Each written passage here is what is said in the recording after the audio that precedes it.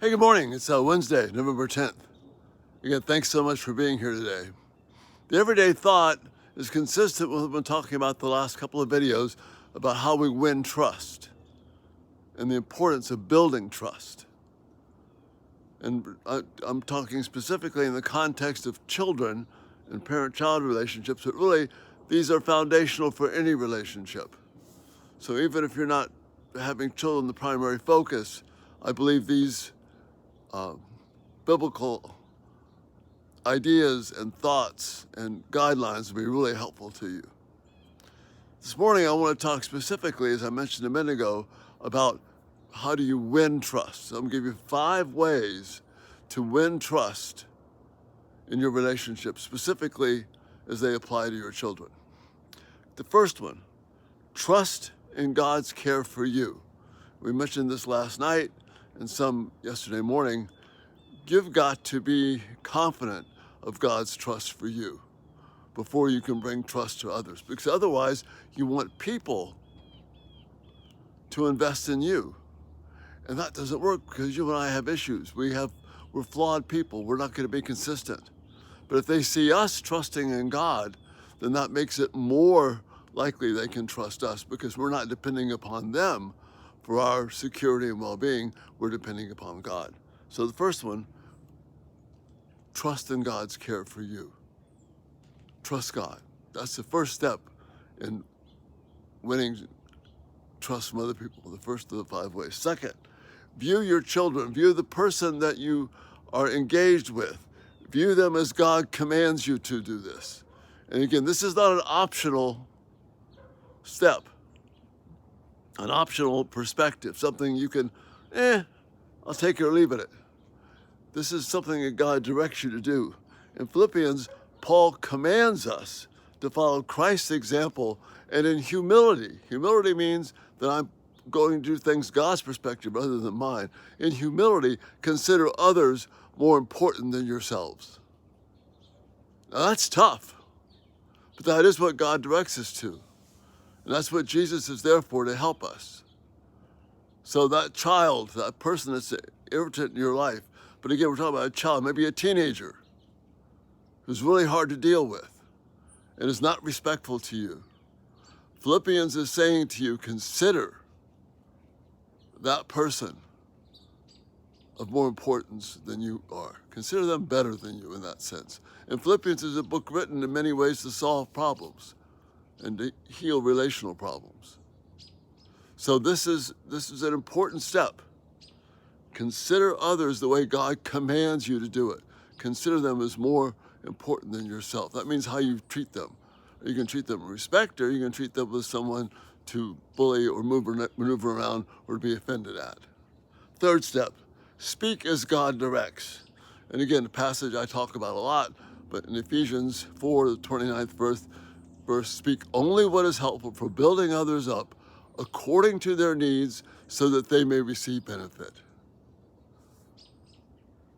If I'm going to win trust, this third way of winning trust, I've got to speak in such a way so that the person I'm talking to actually is blessed and benefited by my words.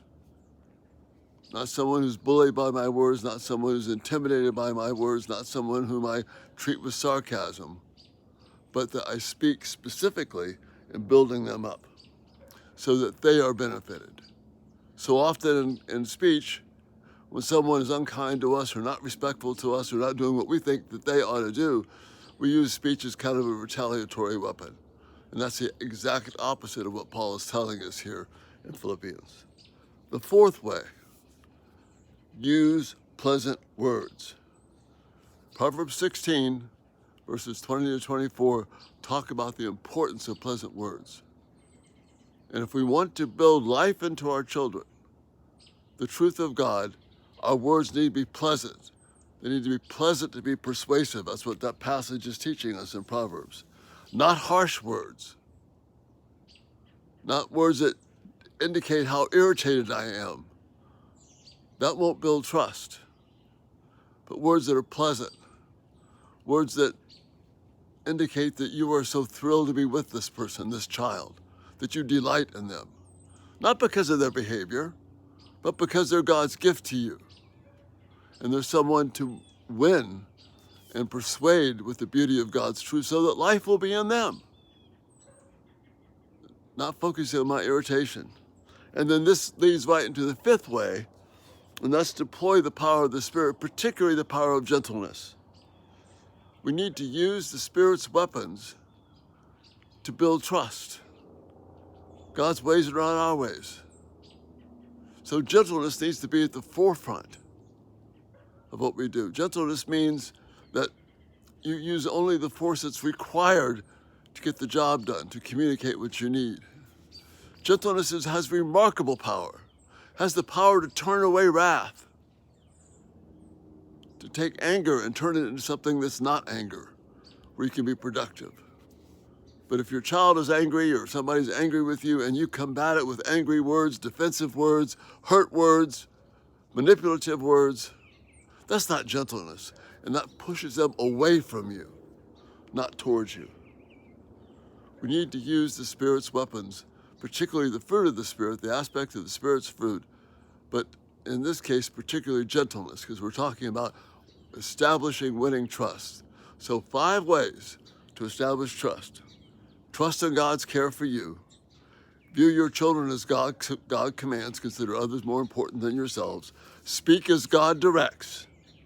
Only what's helpful for building someone up according to where they are, not to where you are, but to where they are. Use pleasant words, because pleasant words promote instruction. They're persuasive. My harsh, cynical, snarky stuff does not. And then deploy the power of the Spirit by deploying the Spirit's fruit. And check out my playlist on the fruit of the Spirit in detail, but in particular, gentleness, because that is the one that can avert wrath and does avert wrath. 5 ways to win your children's trust. God's word is what we need, and it's there.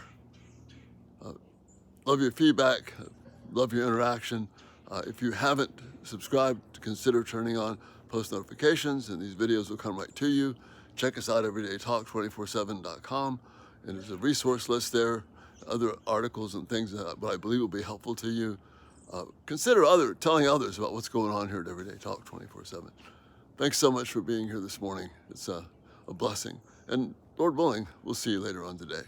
You have a great day. Bye-bye.